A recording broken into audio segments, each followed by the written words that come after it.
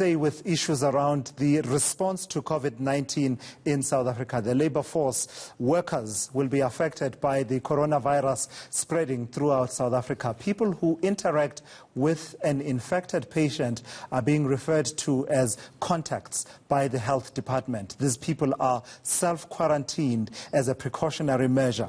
The recommended quarantine period is 2 weeks, which is likely to be deducted from an employee's sick leave allocation. To help us unpack this issue, I'm joined via Skype by Labour analyst Terry Bell. Terry, thank you for joining me and having this conversation with me. It may seem trivial, Terry, but actually in our economy and given the working conditions and the unavailability of work opportunities, this is a real concern. What happens with if I have to go into self-quarantine? Where do those days come from? Who accounts for that? Well, it depends. You see, the point is this is going to call for some very innovative thinking on the side of unions, workers and employers, because it could be a very dire situation, even for that probable minority of workers who are in permanent work and who are covered by bargaining council agreements, because these are people who will have sick leave, which will be paid for. Now, of course, people don't want to lose their sick leave, but you cannot just cancel out. You have to obviously be agreed with the employer, or if you have a medical certificate, that you are on sick leave and off you go, then you get paid for it. But the probable majority of workers are not in that position. We're also in a very difficult situation. I mean, restaurants and small businesses are already being hit. And, we have a horrendous effect on jobs and on the economy. So the priority has to be the health of workers and secondly, the health of the economy. Unfortunately, unlike Norway and I think Italy as well, we don't have here, the government certainly doesn't have the economic resources to help the employers out by agreeing to pay workers who are not at work.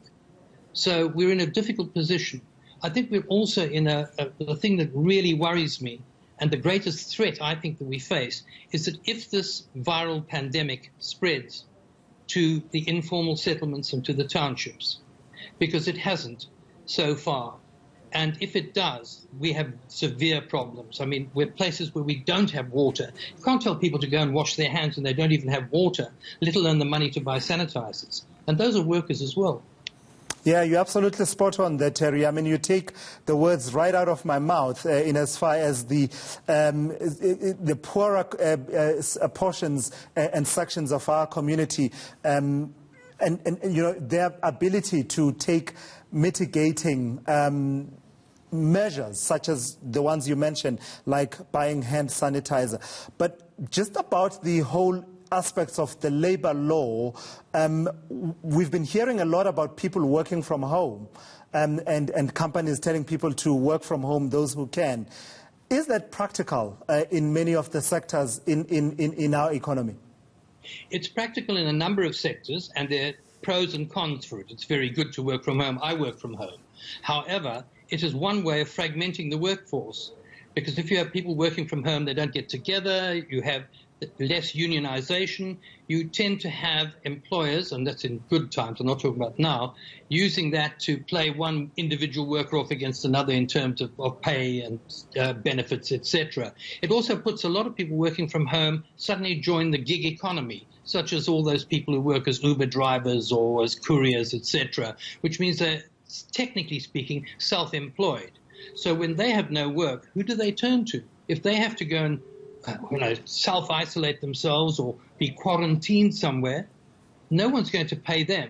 And what about their families, etc.? I mean, it's a very, very serious situation we're heading into. Do you think there's an appreciation, Terry, among the more, vulnerable sectors of employees and employers of some of the measures that need to go into effect? What I'm talking about here is, for example, a few days ago, stopping at a filling station and the petrol attendant bringing that speed point machine.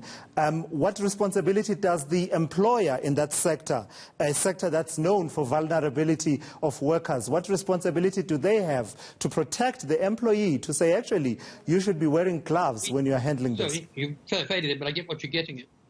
No, the point about this is quite simply, we need a lot of urgent education very, very fast. We now have a situation where people sometimes also will wear gloves, but then they'll keep the same lot of gloves on handling all sorts of different things and people, which is ridiculous. So the point is we actually need a lot of education in a great hurry. At the same time, we also need to look at how we can contain. The government has done the border thing is fine, but how do we contain it locally? You know, everyone seems to forget this is a disease, a flu-like virus, which probably kills about 2% of the people who get it. The others survive. We've had an epidemic here in South Africa, particularly in the Western Cape, of tuberculosis for years, for generations, and we still have it. So, I mean, I'm hoping that this will at least open people's eyes to the fact that these things do spread. The reason that we're getting to know this one is because it's flown around the world. It's hit people right across the board, from government ministers in Italy and in the UK, for example.